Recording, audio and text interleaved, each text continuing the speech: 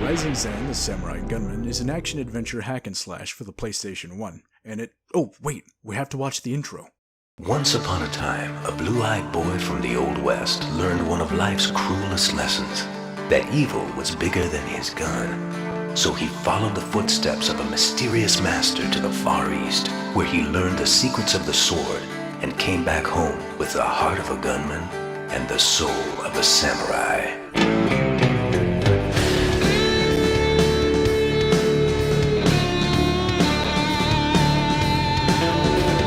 Johnny had a dream of being the biggest hero round. There wouldn't be an enemy that he could not put down with a gun. Then one day Johnny met his match and turned his world around.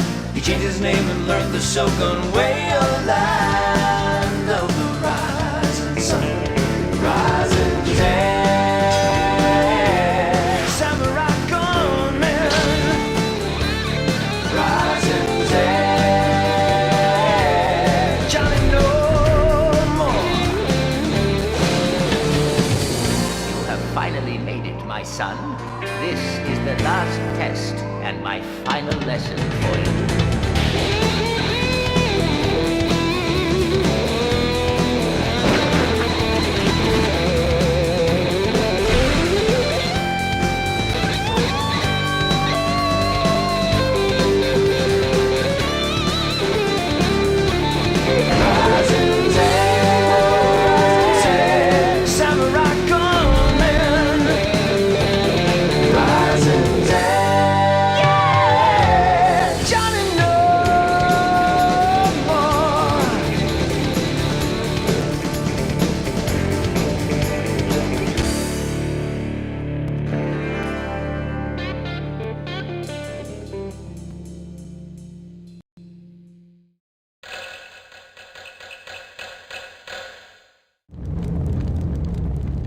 Man, I love that intro. If any of you decided to stick around after the intro, I congratulate you on your patience. If not, well... Anyways, as I was saying, it's an action-adventure hack-and-slash for the PlayStation 1 developed by the widely unknown and now defunct UEP Systems. This is another game that I enjoyed as a young lad, and I was once again curious how it held up to modern standards. As well, the research I did for this review, analysis, overview, critique thing was very interesting. Much of the game and the developer's history is lost to time. Wikipedia itself provides barely any information on both Rising Zan and UEP Systems.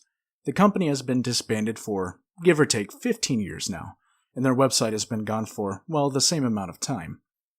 I used the Wayback Machine to get snippets of information on the company and its development. As well, I searched Japan's Wikipedia, which seems to have a bit more information about UEP Systems and what the company did. Aside from being an early adopter of the sports genre with several snowboarding games, the company also seemed to have developed arcade cabinets, amusement facilities, and PC hardware. I'm currently unaware at exactly what caused the studio to disband, how the arcade cabinet business went, or, well, almost anything. It's difficult to find anyone who is even connected to Rising Zan or UEP Systems, although I did get in contact with the composer, Atsunori Namba, but we'll talk more about that here later. So, the company is shrouded in mystery, and information on the game doesn't fare much better. I'm not sure if Rising Zan had much or any marketing in the US, Japan, or Europe, but I do know that it was received very moderately, almost universally with professional reviewers at the time. As well, it gained somewhat of a cult following. Before we officially get started, I wanted to warn the audience. In this video, I plan to cover nearly every aspect about the game from the gameplay to the music, to the graphics and story. I highly recommend that you play the game yourself, and you can easily buy a cheap copy on Amazon or emulate the game with your PC. Continue watching at your own risk.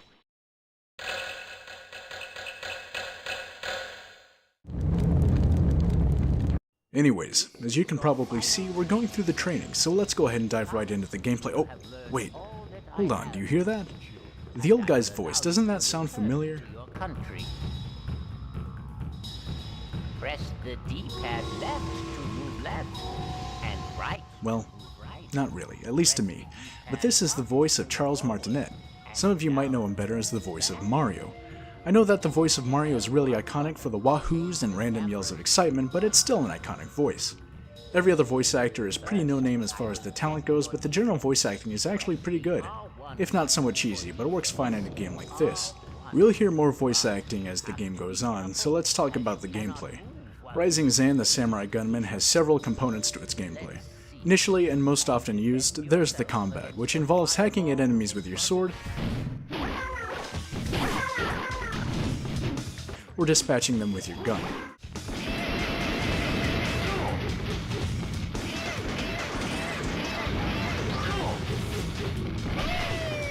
There are also several movement options such as dodges, blocks, and jumping styles that are explained in the training area here, but I'm going to cut right to the chase. Rising Zan's combat can be summed up as an older, clunky, and possibly intoxicated uncle to Devil May Cry or God Hand. There's a lot of similarities between Rising Zan and Devil May Cry, from the general gameplay to the quirky and over-the-top humor and characters.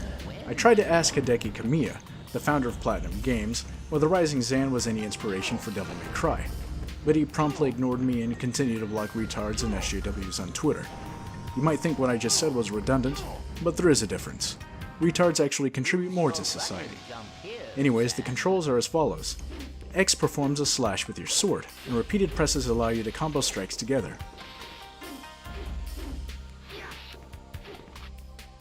Pressing square shoots your gun at enemies.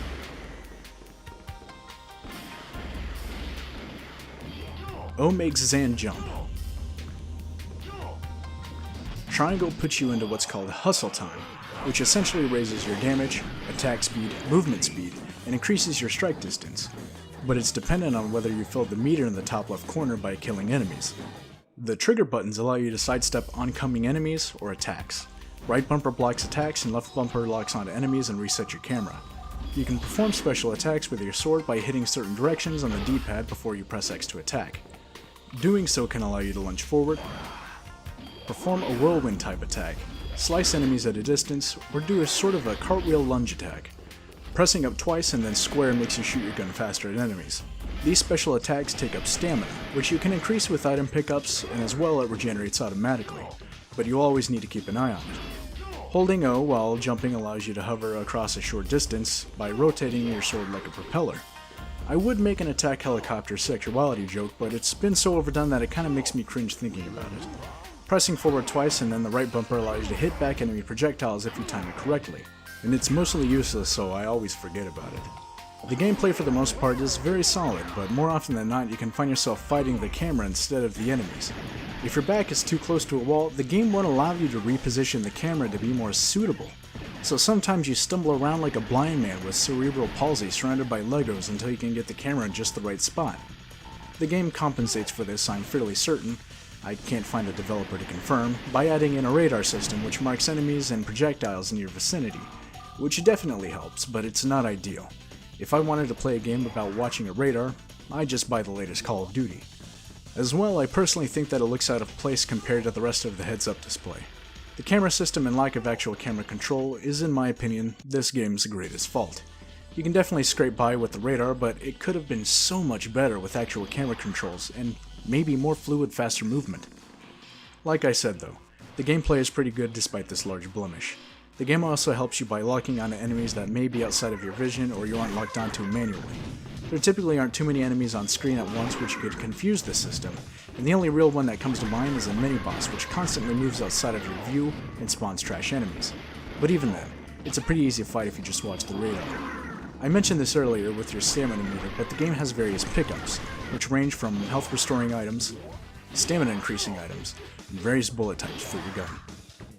A second smaller aspect of the game is some light platforming, which will be assisted by Zan's helicopter mode.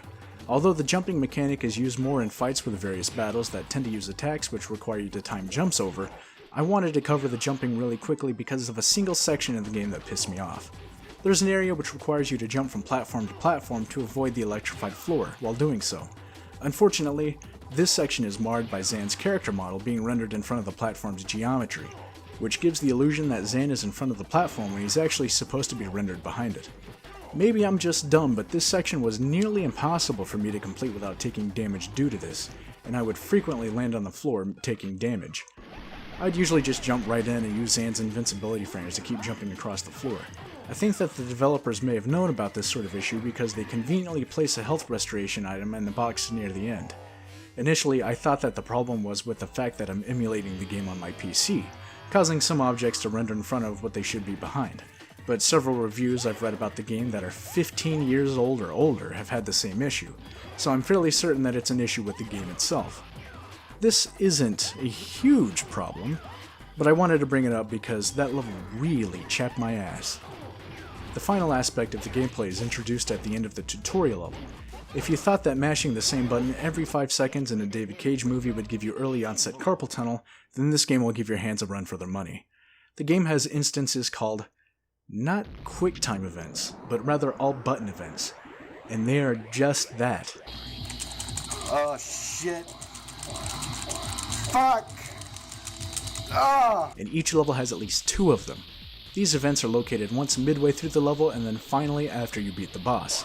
They aren't suddenly in your face about it, as the game warns you approximately 3 seconds before the event starts that this is an all-button event, so it at least gives you time to prepare. At the end of each level there's a boss fight, and each boss fight is varied with different attacks and gimmicks which will have the player thinking on their feet. I personally think that the boss fights are part of what makes this game so interesting, aside from the silly setting, general over-the-top action, and neat levels. As I said, the all-button events appear after you beat the boss, so it doesn't at least interrupt the fight in the middle, and I can let it slide. This all-button event builds up energy, which transfers to a section where you wail on the enemy boss until the allotted points are exhausted. These sections gave me some problems when I first played the game years ago, because at the top it's telling you to press both X and square at the same time, but when I mash them together, you don't do anything. This is actually supposed to tell you to press X and then square, but really quickly. At least that's how I got it to work. I would just alternate between the two until I got really high points, and then I'd continue with other attack combinations. The intention of this section is to build up points which will add to your final score for the level and help determine what rank you get. Depending on how many points you get, the game will notify you this by letting you know if you are either weak, yeah, neat, cool, groovy, wicked, or bitchin'. As well, you'll be treated to an animation of Zan cutting up the final boss into different pieces. I like the shadow of the enemy on the shoji, and their shadow gets cut up and then blood is spattered everywhere. It's so cool. The rankings determine how many badges you are awarded with, and these badges, once accumulated, unlock additional content, but we'll cover all of that in a section later on. At the end of each level, you're rated on how fast you completed the level, how much health you have at the end of the boss fight, and how well you evenly proportion your usage between gun and sword, your sexy levels, which I think is how many combos and special attacks you used in the level, and your finishing score. These will combine and give you a ranking of chicken, hero, sexy hero, ultra sexy hero, or super ultra sexy hero. And like I said, these determine how many badges you get, and we'll cover that more later.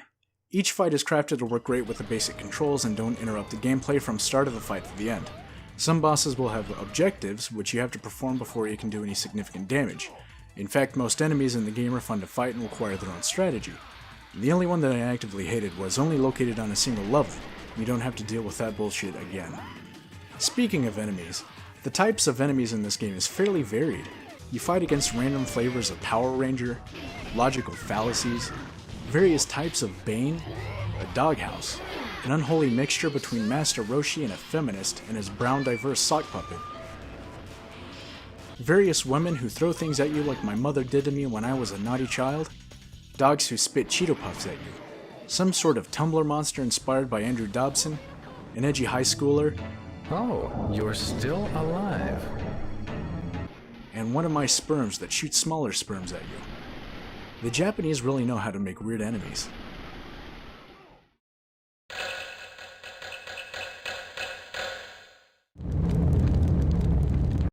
Let's go ahead and talk about the story for Rising Zan. It's not terribly intricate, long, or convoluted. The backstory for the game is that you, Zan, were once a young man by the name of Johnny.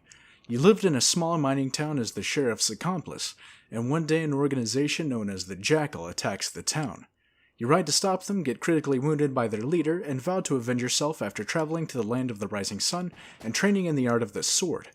Now you wield both a gun and a katana and go by the name of the super ultra sexy hero Zan. The game begins as you're traveling back into town and you run into your friendly bartender, who explains that the town is once again being attacked by Jackal, and you rush to help. After that, what follows is basically just a series of events that leads up to you defeating the leader and saving the day.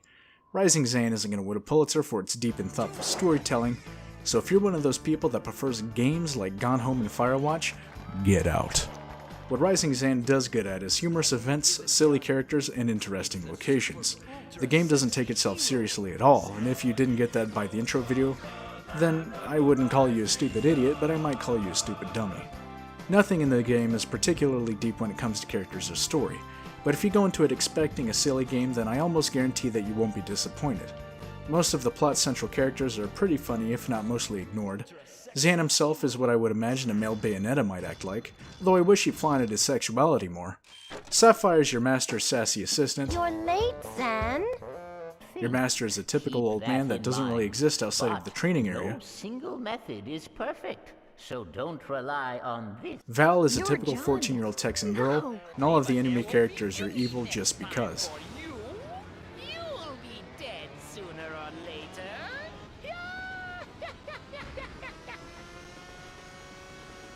Where are you going?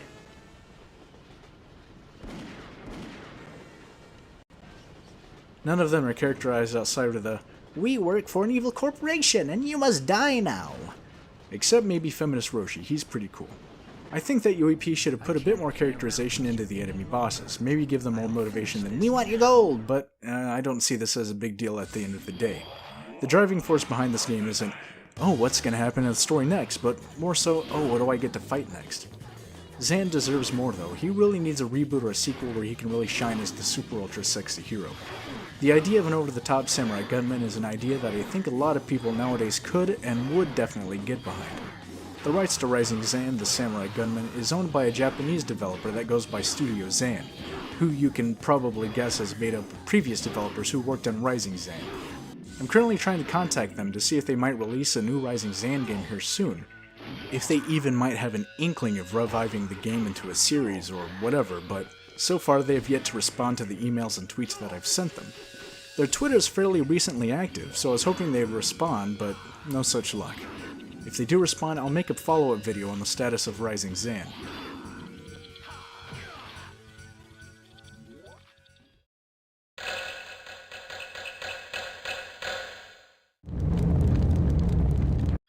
The music for Rising Zan is actually pretty good. The main theme, aptly titled Johnny No More, is played during the final boss sequences, and it's such a great theme song that I'm surprised they didn't try to cram it in more. But a lot of the boss themes and general level themes are actually really good. Like, really good. Here, take a quick listen.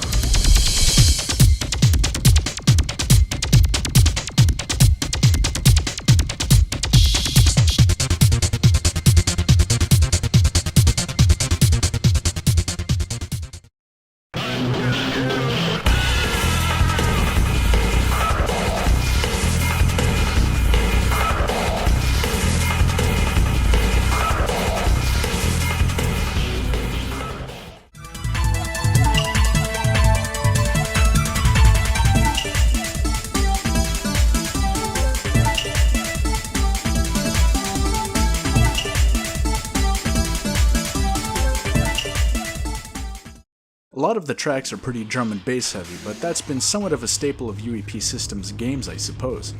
Their snowboarding games are really drum and bass heavy and are very energetic. It's unfortunate that great music like this is lost in a pretty obscure game and the other OST is lost to a dead company. There's a few places where you can download the OST online, but a few of those sites are shady, and I'm not sure how much I trust them. In-game, the quality is also pretty low. It's not bad while you're playing the game, but if you try to listen to it outside of the game, it wouldn't be too enjoyable. The OST never got a CD release, at least from what I can find, which, well, it's not surprising. And I'm sure that you can rip the music from the actual game CD if you wanted. Well, instead of digging through my garbage to find my game CD of Rising Zan, I contacted Atsunori Naba and questioned whether or not he might have high-quality files for the OST. We chatted back and forth, and he actually had a CD with all of the music files on them in an M4A format. He uploaded them in a zip file at this address. And if you're wary of viruses because some random guy on YouTube says that they're music files and you don't want to download them, I understand. For this reason, I made an alternative YouTube channel called Rising Zan OST, where you can listen to the whole OST and download it from there using various online tools or programs to rip music from YouTube, if you want. Atsunori Namba, much like the game and much like UEP Systems, is very unknown. Like I said earlier, I couldn't really find anyone who worked on Rising Zan anymore, but luckily I came across him. I'm currently also trying to get an interview with him, but he, much like the rest of us, has a life. If I'm able to conduct an interview with Atsunori Namba, I'll include it in a follow-up video that may or may not happen. I do have a problem with the music and sound overall though. The sound designers should have bumped the music up a little bit in the game overall, and especially so in the boss battles. The exception is whenever you enter Hustle Time, the song that plays for it is pretty fucking sweet, but that can be heard pretty clearly. It's probably one of my favorite power-up themes I've heard in the game.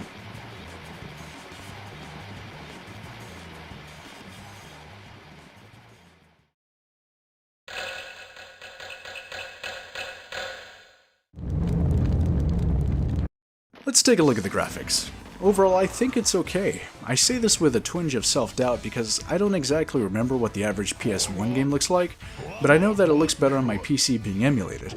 Just running it at a higher resolution in general is nicer. I do like the way that most of the levels look though. The initial western levels look really drab, but that might be because there's like no lighting. But hey, it looks like a western town. The draw distance and the downtrodden environment initially makes the game sort of look like it could be a Silent Hill game. Although Rising Zan has a brown fog. I guess it lends itself well to the fact that the town has been besieged by a merciless group of thugs though. I'm more drawn to the later parts of the game when they start to take more of a Japanese vibe. And especially, my favorite one is the theater level, with different looking sets, enemies, and a really cool boss that actually looks like a boss from Devil May Cry. They even both have a similar moveset. This is just more evidence to me that Platinum definitely took some sort of inspiration from Rising Zan. There are a few problems I have with Rising Zan in terms of graphics and performance. The first issue I covered earlier, with Zan and the other models occasionally clipping through the geometry when they shouldn't be. Another problem I have with the game is the fact that it seems to want to run at 20 frames per second. It doesn't stutter or stray away from it, maybe a very occasional hiccup, so it's definitely playable, but god damn, it really hurts. I know that Saga Frontier ran at 30 FPS on my PC during battles and at 60 on the overworld and in menus, but Saga Frontier also ran at a constant 60 during battles on my phone. I've tried a few different settings to tweak Rising Zan, but I'm too goddamn lazy. And it's not such a huge turnoff for me that it was unplayable. I mean, I played through this goddamn game 4 times for this review. The low frame rate definitely added to the overall clunkiness though, and some people might not like that. There might be some settings or other plugins that you can use for EPSXE if you want to tweak it, but I'm just not going to worry about that. If you find something that works though, be sure to post it in the comments below. The concept art for this game is interesting. Most of the work I've been able to find is character art of mostly Zan, sometimes him and Sapphire. I found pictures of Val. Oh, I really like this one. But I didn't find any sort of environmental concept art, so that's a letdown.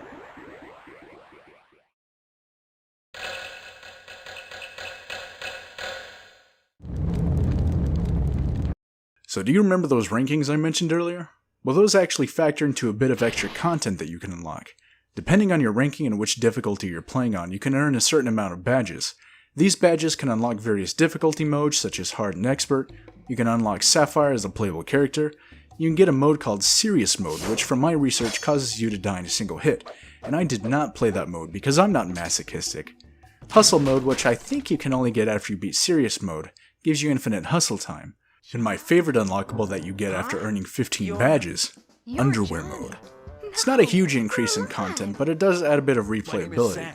Other than unlocking a probably sexist by modern standards even though it applies to both characters mode, Sapphire has a bit of a different playstyle than Zan.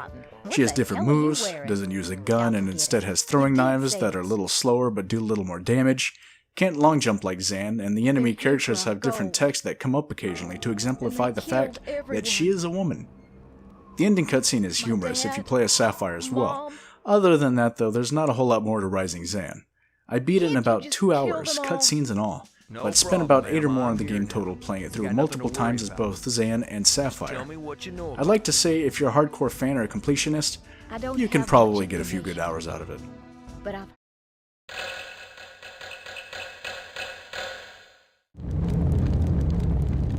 So I am genuinely curious about whether or not Zan has any sort of a future. Like I said, Studio Zan still owns the rights to it, but they haven't contacted me back, and their latest game is a mobile rhythm game, so I'm not sure if anyone other than me and maybe 2 people who will most likely watch this video is interested in Zan anymore. It's a sad state of affairs, because I think that Rising Zan could have definitely become a neat little series of games that could be ranked up with the likes of Devil May Cry. We may never know if Zan will get a game, but I certainly hope he does.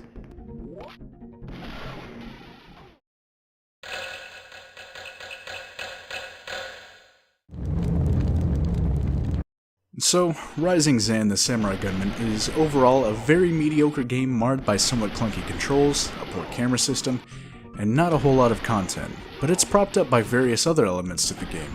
The general combat in and of itself can be tolerated pretty easily, and you can start to have fun once you get the hang of it, but it still needed a lot of polish to make it really shine. The multiple other aspects of the game were pretty good in my opinion, from the graphics to the music. I see the story as nothing more than an element that had to be there just because. Like I said, Rising Zan's story isn't anything spectacular. I viewed it merely as an easy setup to explain why the game starts out the way it does, then continues on like a typical, I will have my comeuppance story. Not bad, but not worthy of praise either. But, would I recommend this game? Well, that's a tricky question. If you're not really into these types of games, then yeah, you can probably avoid it, but if you're curious to see what many others refer to as the mysterious grandpa to Devil May Cry and God Hand, then yes, absolutely. I'm not even a huge fan of those types of games, and Rising Zan entertained me. I want more. Anyways, that's pretty much it for Rising Zan, the Samurai Gunman. I hope that this video entertains those who have already played the game, and as well it might interest those who have never heard of the game in the first place. I'm definitely glad that this video didn't take me 3 months to make like my Saga Frontier video. As usual, if you liked it, well, I'm sure you know the rest. Subscribe, Twitter, whatever. Keep an eye out for my next video, which will feature some more PlayStation 1 swordplay action.